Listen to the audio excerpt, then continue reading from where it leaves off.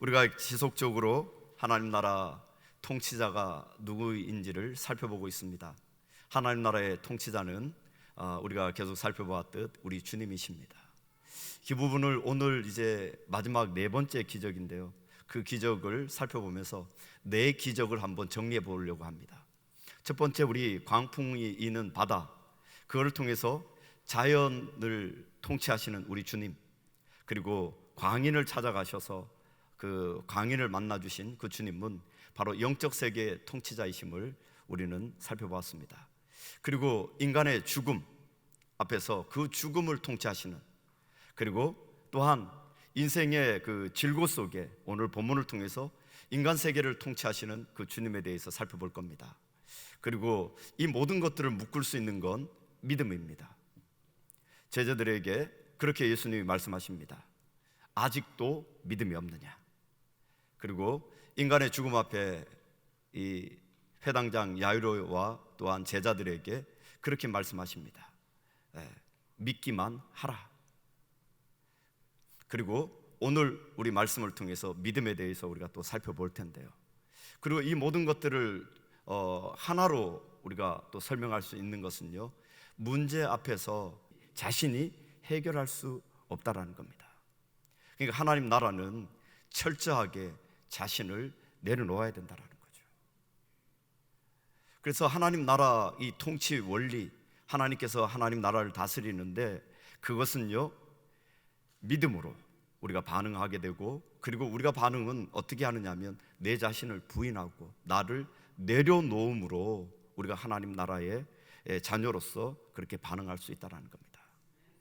우리 사랑하는 성도님들, 오늘 말씀은 우리가 가만히 살펴보면 우리가 지난 시간 살펴보았듯 회당장 야이로의 딸의 죽음 사건 속에 그렇게 갇혀 있습니다. 그 사이에 삽입된 내용입니다. 어떻게 보면 인생의 가장 큰 절망, 죽음을 해결할 수 있는 방법이 우리에게는 없습니다. 그 절망 속에 인생의 인생사가 무엇인지를 바로 혈유병 여인을 통해서 우리에게 하는데요, 그 또한 만만치 않은 인생의 고난임을 우리에게 보여주고 계십니다. 그러니까 혈유병 여인과 나사로의 이야기를 통해서 우리에게 말씀하시는 것은요, 우리가 이 땅 가운데 절망 가운데 살아가고 힘들고 고통 속에 살아가지만, 그러나 우리 주님의 통치 아래 들어가기만 하면, 우리 주님이 다스려 주시기만 하면 그 모든 것들이 다 주님의 통치 아래 있어서 회복과 치유와 희망의 나라로 우리가 들어갈 수 있음을 오늘 이 네 가지 이 기적 사건들을 통해서 우리에게 말씀하고 계시다라는 겁니다. 그러기에 하나님의 자녀들은 하나님의 통치를 잘 받아야 됩니다. 그럼 우리 주님의 통치를 잘 받는 비법이 무엇일까요? 그것은 우리가 제일 네 가지 비유의 공통점을 찾아보았듯 그것은요, 나 자신을 내려놓아야 됩니다. 바로 우리 제자들에게 있어서는 광풍이 이는 바다 속의 제자들은요, 자신의 기술, 자신의 방법들을 내려놓게 하십니다. 그것으로 그 광풍을 못 뚫고 나가는 겁니다. 그리고 또한 지난 시간 우리가 살펴보았는데요, 나사로 회당장 야이로 자신의 명예, 자신의 기득권, 자신이 가지고 있는 권력, 이 어떤 것으로도 자신의 문제를 해결할 수가 없습니다. 자신이 쥐고 있는 그것으로는 우리가 우리의 인생의 문제를 해결할 수 없다는 겁니다. 그리고 또한 우리가 기억하셔야 될 것은요, 회당장 야이로의 사건과 그리고 오늘 12의 혈류병 여인의 이 사건은요, 바로 무엇과 연결이 되냐면 영적 이스라엘과 연결이 됩니다. 영적 이스라엘, 그들의 모습은 가능성이 없다라는 겁니다. 그러기에 예수님이 필요한 거죠. 그러면요, 이 말씀이 우리에게도 마찬가지입니다. 우리에게도 회당장 야이로가 그리고 12회 혈류병 여인이 우리에게 적용이 된다는 겁니다. 그 상태로는 우리 또한 희망이, 소망이, 생명이 없다라는 겁니다.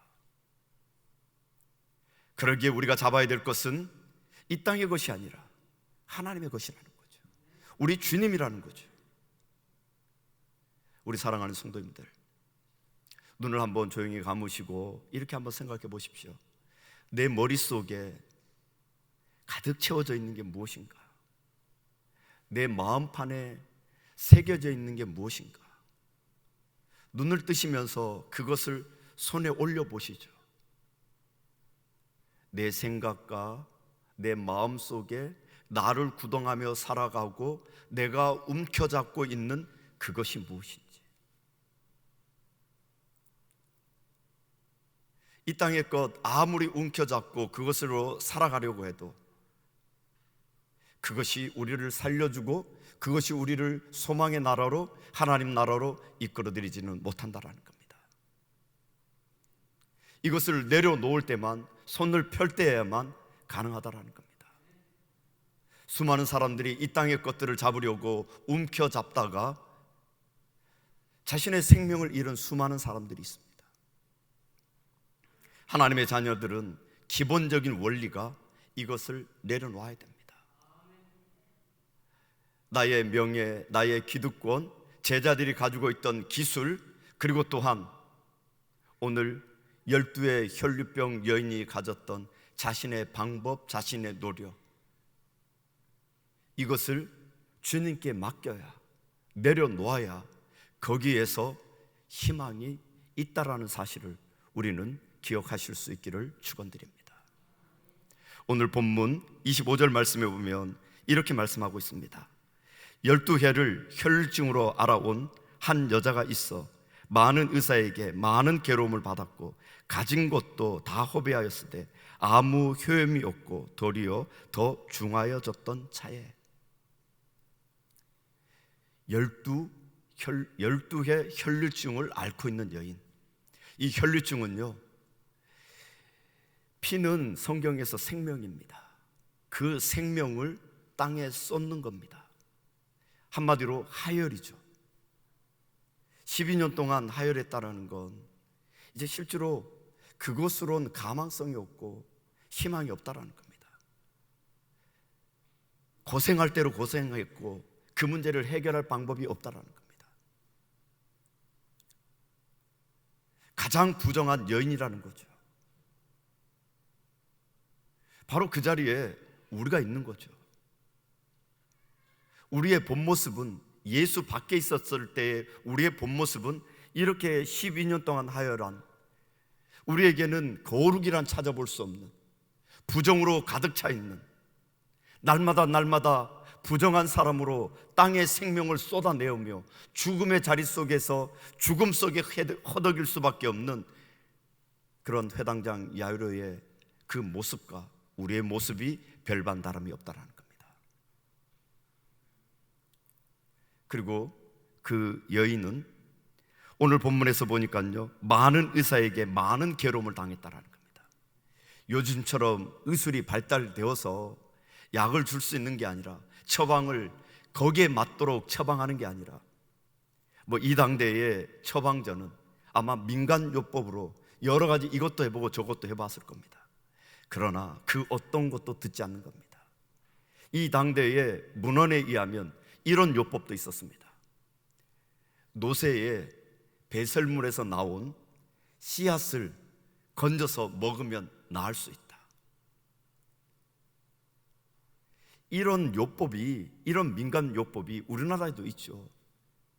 관절염, 아주 극심한 관절염에 시달리는 분들, 그분들은 예전에 푸세식 화장실에서 인분을 먹으면 낫는다, 그래서 드신 분들이 있습니다.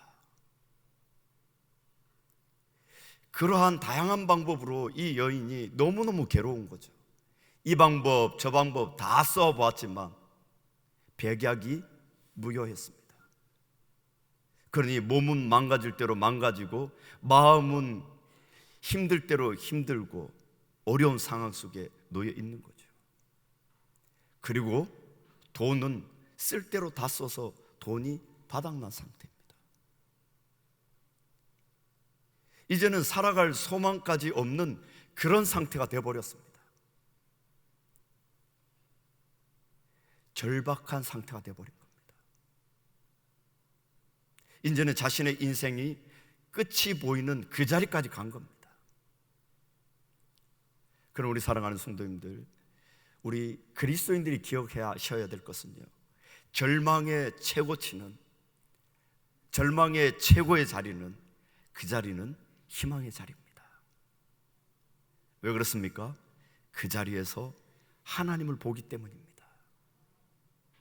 그래요. 키에로 켜고로는 이렇게 얘기합니다. 절망 앞에서, 절대 절명의 자리 앞에서 하나님 앞에 단독자로 서라. 그러면 그 자리가 희망의 생명의 자리가 되는 거죠. 그 자리가 하나님을 만날 수 있는 자리가 되는 거죠.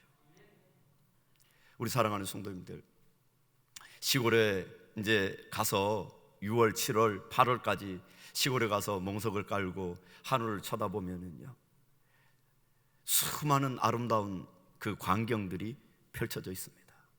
어떠한 사진 기술로도, 어떠한 그림으로도 표현할 수 없는 그 광경들이 펼쳐집니다. 그러나 내가 간 날이 안개 끼고 구름 낀 날이라면 그 아름답고 멋진 광경을 볼 수 없을 겁니다.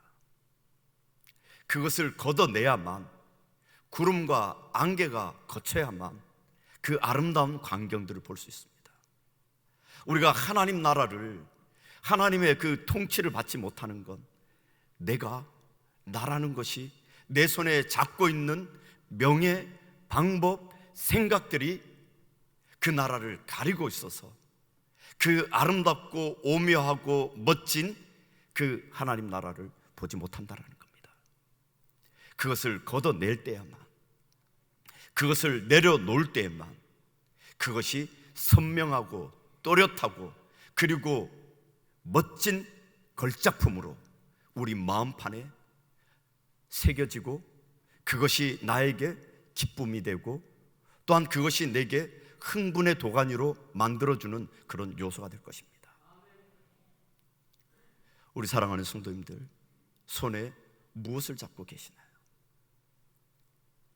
한가득 가득 이 세상의 것들로 꽉 잡고 계시지는 않습니까? 나 이거 절대 놓을 수 없어. 주님이 뭐라 해도 난 이거는 못 놔. 그것이 나를 무너뜨린다는 겁니다. 이 여인이 자기가 해보려고 벌부둥 치면 벌부둥 칠수록요, 어떻게 해요? 그의 병이 더 중해지더라라고 말씀하고 있습니다. 26절 말씀해요. 도리어 더 중하여졌던 차에, 내가 벌부둥 치면 벌부둥 칠수록, 내가 무엇인가 자꾸 내가 해결해 보려고 하고 내 힘으로 무엇인가를 해보려고 하면 할수록 자꾸 엉망이 되고 엉키고 힘들어지고 더 중해지고 어려워지는 것입니다. 우리 사랑하는 성도님들, 그렇습니다.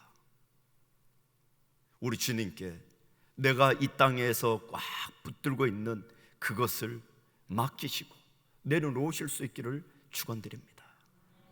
이것을 내려놓을 수 있는 방법, 팁을 2가지 정도 드리면요, 첫째는 우리가 하나님 앞에서 철저히 죄인이라는 사실입니다.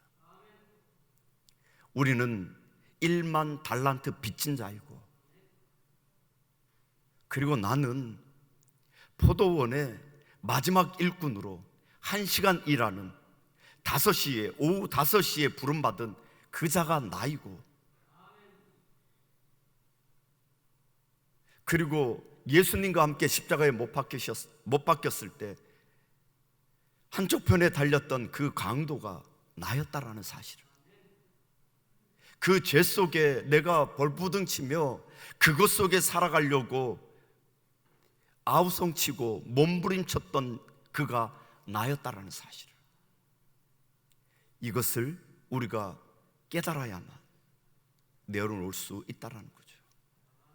또 우리 인간 사람들 앞에서 우리는요, 하나님께서 그런 우리를 부르셔서 어떻게 해요? 가장 명품으로 만들어 주셨다는 겁니다. 우리 사랑하는 성도님들, 명품 좋아하시죠? 명품 안 좋아하시는 분들 계십니까? 명품 다들 좋아하시죠? 그리고 하나 들고 다니면서 그거 뽐내고 싶어 하죠. 그 올랜도에 갔더니만, 그 올랜도에는 미국의 명품 그 할인 상설 매장이 큰 게 있습니다. 저를 데리고 갔던 목사님이 최 목사도 하나 사지 그러더라고요. 저는 필요 없습니다. 한국 사람 가면 양쪽 팔에 처음부터 끝까지 다 걸고 온답니다. 그렇게 명품을 좋아한답니다. 우리 그리스도인들은요, 손에 든 백으로 그거로 자랑 삼고 사는 사람들이 아닙니다. 내 자체가 자랑거리입니다. 왜 그렇습니까? 내가 명품이기 때문에 그렇습니다. 누구를 통해서요? 나는 본질적으로 죄인이고 죽을 수밖에 없는 철저히 그러한 강도와 같은 그런 자입니다. 그러나 우리 주님이 나를 붙드시고 나를 자녀 삼아 주셔서 내가 너를 명품으로 우리를 불러주셨다는 겁니다. 우리가 이 땅 가운데 살아가는 삶의 모습은 그래서 내가 명품이 되어서 자랑거리가 되고 나의 삶을 통해서 하나님 앞에 하나님의 자녀로 사람들에게 명품거리가 되셔야 된다는 겁니다. 그럴 때에 우리 사랑하는 성도님들, 하나님 앞에서 우리의 모든 것들을 다 내려놓을 수 있습니다.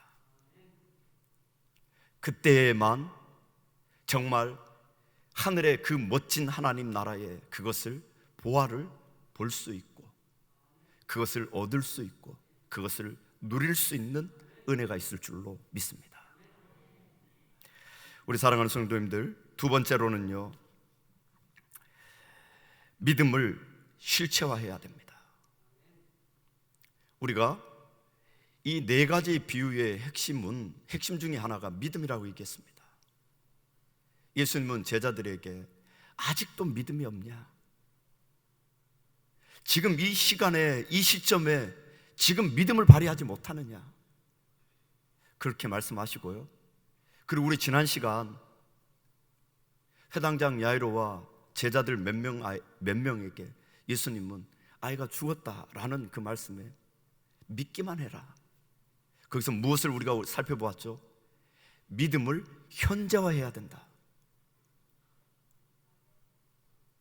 믿음은 과거의 믿음이 아니라 믿음은 지금 믿음이 있어야 그 믿음이 진정한 살아있는 믿음이며 그것이 진정 내가 살아있다라는 증거라고 우리가 살펴보았습니다. 그 믿음의 현재화의 구체적인 현재화가 뭐냐면요, 바로 믿음의 실체화입니다. 믿음을 실체화해서 지금 이 시간에 나타내는 것입니다. 사랑하는 성도님들, 믿음은 형체가 없습니다. 믿음은 보여지지 않습니다. 그러나 우리 하나님은 우리에게 이 믿음을 요구하십니다.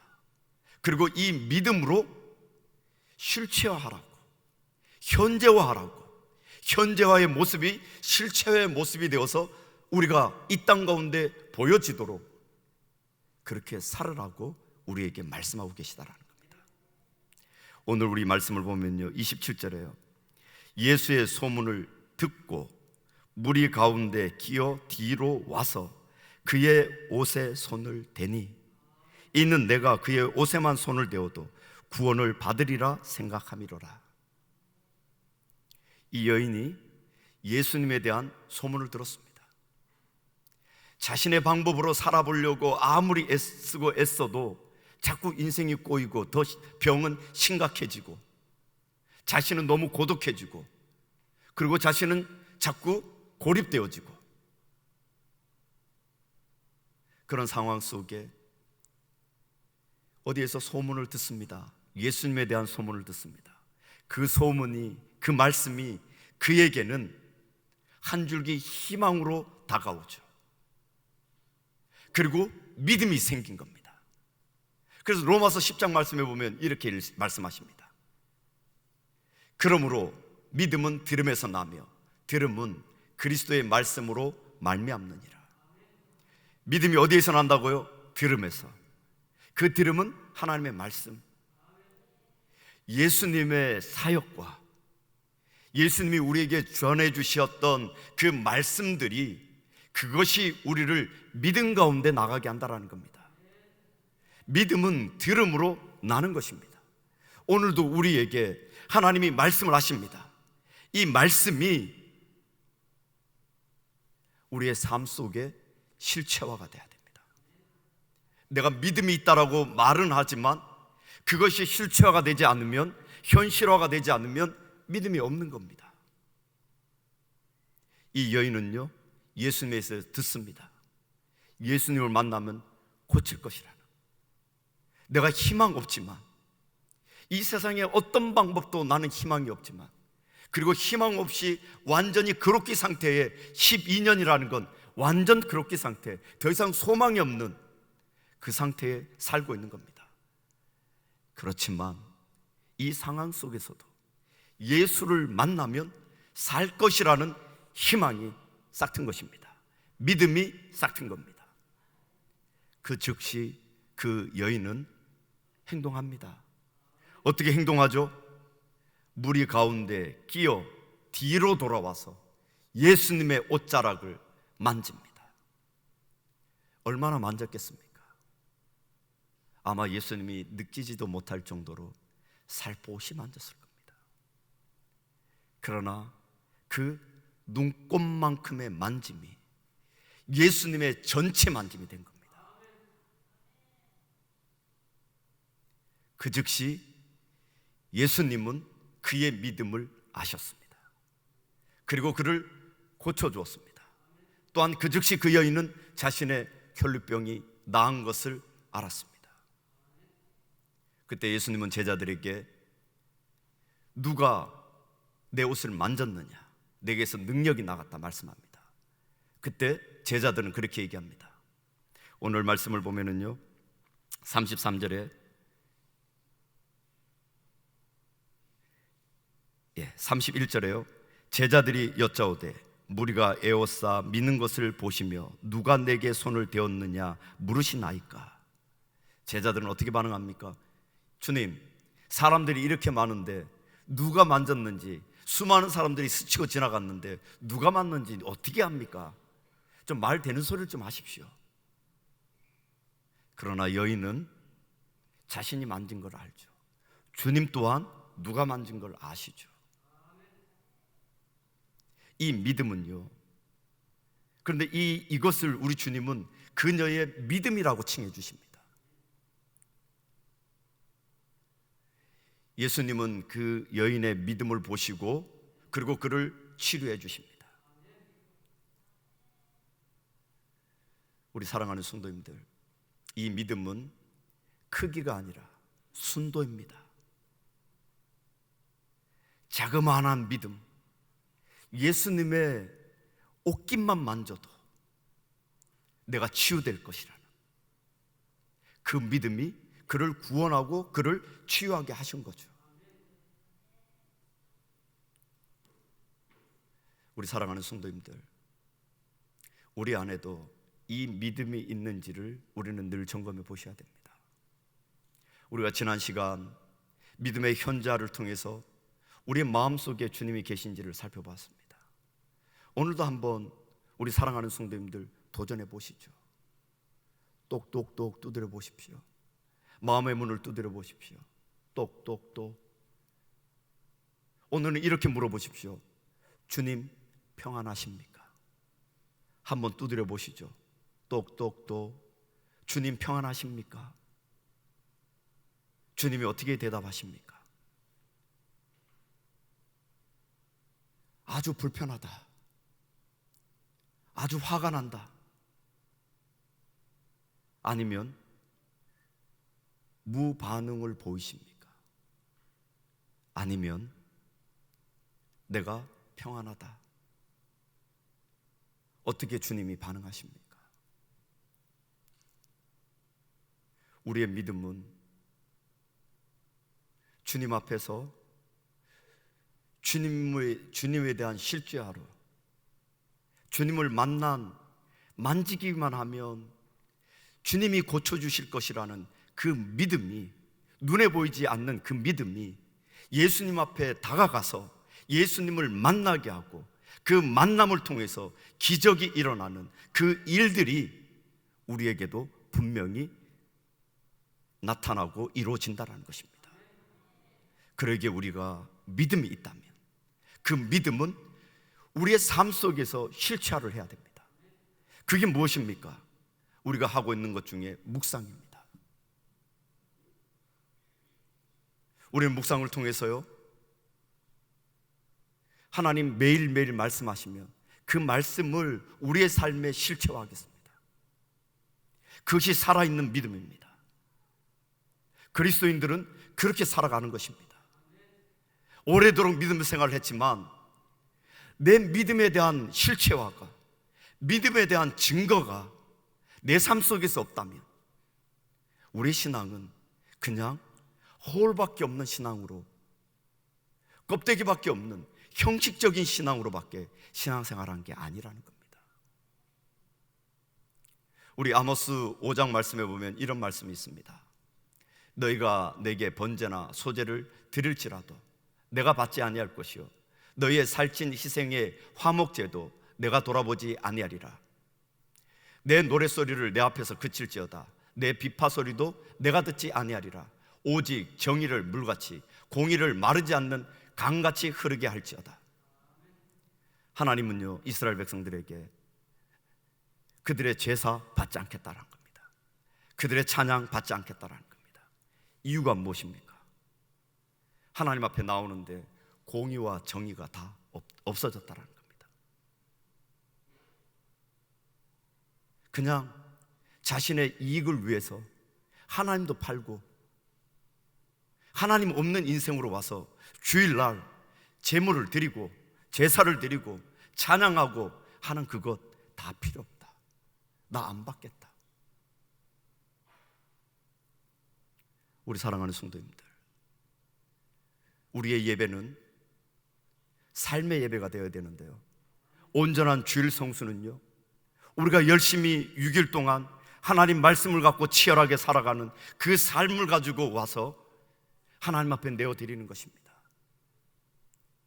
그리고 우리의 삶을 통해서 입술로 고백하며 그 하나님을 높이는 겁니다. 내 삶 속에 개입하시고 내 삶을 붙들어 주시고 내 삶 속에서 여전히 나와 함께 하시고 나와 함께 동행하셨던, 내가 힘들고 어려울 때 눈물 날 때 나를 일으켜 세워주셨던, 나에게 희망을 주셨던, 생명을 주셨던, 은혜를 주셨던 그 하나님, 그 하나님을 높이고 찬양하는 거죠. 쓰러지고 넘어졌고 그리고 낙담했고 절망했다면 다시 한번 하나님을 붙들고 하나님 도와주십시오, 내게 은혜를 더하여 주십시오. 우리의 삶 속에 우리의 믿음이 실제화되지 않고 우리의 삶 속에 우리 주님과 함께 동행하지 않고 우리의 삶 속에서 우리의 믿음이 실체화되지 않는 그러한 믿음은 형식적인, 그리고 주님이 오늘 아모스서에서 말씀하시는 내가 싫어하는, 내가 받지 않는 그런 예배라고 우리에게 말씀하고 계시다는 겁니다. 우리 사랑하는 성도님들, 그러면 한번 돌아보십시오. 오늘 내가 드리는 예배 하나님이 정말 받으실까? 받으실 겁니다.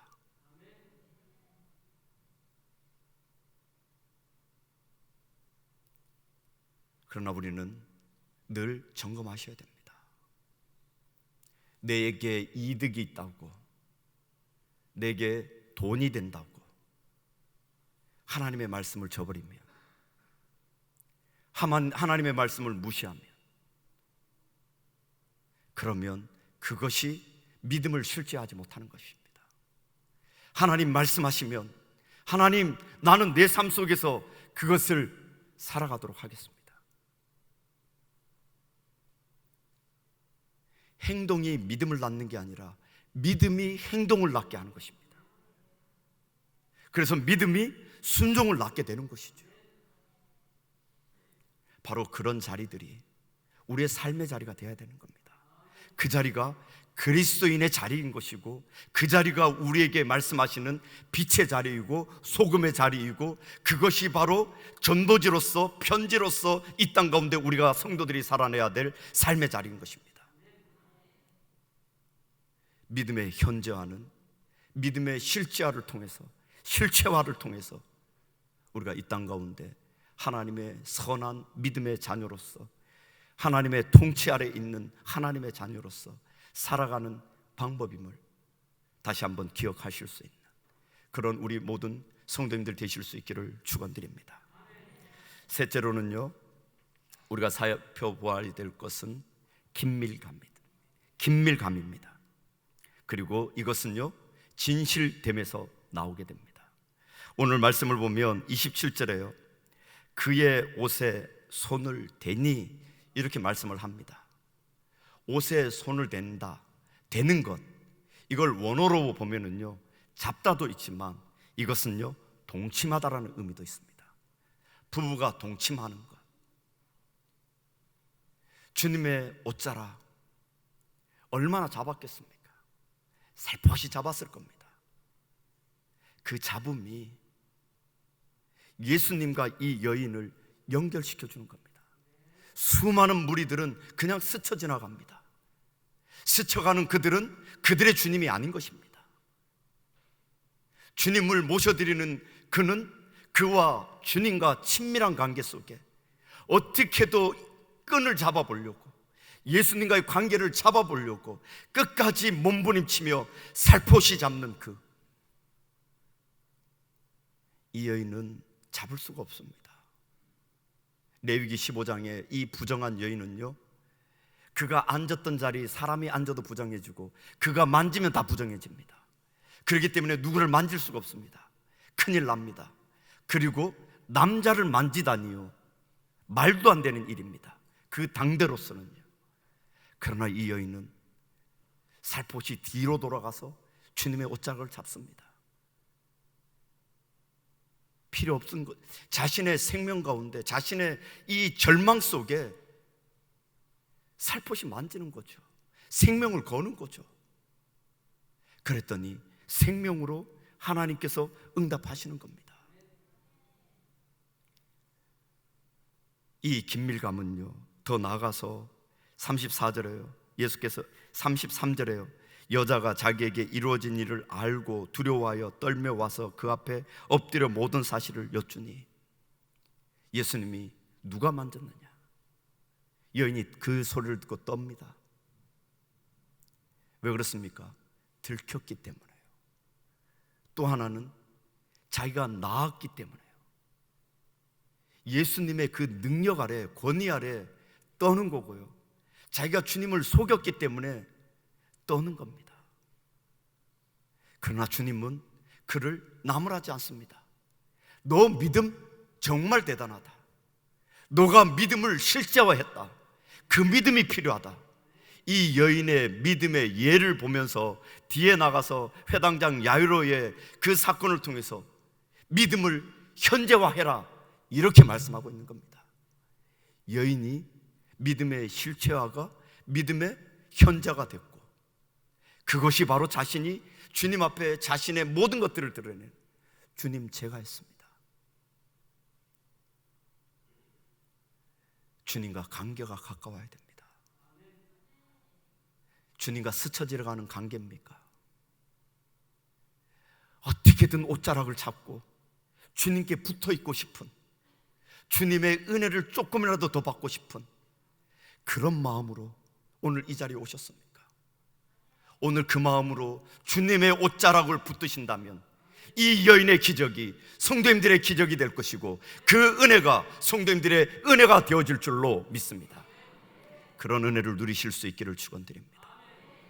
결론을 맺으면서요, 주님의 통치와 다스리심은요, 차별이 없습니다. 회당장 야이로, 그의 명예, 그의 권위로 그의 간구를 들어준 것이 아닙니다. 이 여인, 부정한 여인, 인간 취급도 받지 못하는, 공동체 속에 들어오지도 못하는 그 여인이지만 하나님 나라는, 주님의 통치는 차별 없이, 누구도 소외됨 없이, 누구라도 주님, 내가 죄인입니다, 나를 용서해 주십시오, 나에게도 은혜를 주십시오, 이렇게 주님의 옷깃이라도 잡으려고 믿음으로 반응하여 나오시는 성도에게 하나님은 차별 없이 하나님 자녀 삼아 주실 겁니다. 그리고 또한 두 번째로요, 하나님 나라의 통치와 다스리심은 단순히 진정한 치유와 회복의 은혜를 주신다는 겁니다. 구약의 정결법은요, 그 여인을 살려내지 못합니다. 그 여인을 구별해서 공동체에서 떼어뜨려서 그 여인은 없는 존재가 되어버립니다. 그러나 주님은 그 정결법을 완성시키시고 성취시키셔서 죽은 자처럼, 없는 자처럼 취급했던 이 여인을 공동체로 회복시켜 주시고 그를 공동체 가운데 들어가게 해 주시는 겁니다. 그리고 그 여인에게 오늘 이렇게 말씀합니다. 34절에요, 평안히 가라, 그리고 건강할지어다. 이 두 가지 용어 다가 현재 명령형입니다. 평안해라, 건강해라. 새로운 공동체에 회복된 너, 믿음으로 회복한 너, 공동체에서 계속적으로 현재 진행형, 현재형으로 평안해라, 그리고 또한 건강해라. 하나님 나라는 질병, 고통, 아픔, 슬픔, 눈물이 없는 나라입니다. 우리를 그 나라로 주님이 초청하고 계십니다. 믿음을 현재화해서 진솔하게 하나님 앞에 나가서 이 은혜와 이 복을 누릴 수 있는 우리 모든 사랑하는 성도님들 되실 수 있기를 축원드립니다. 기도하겠습니다.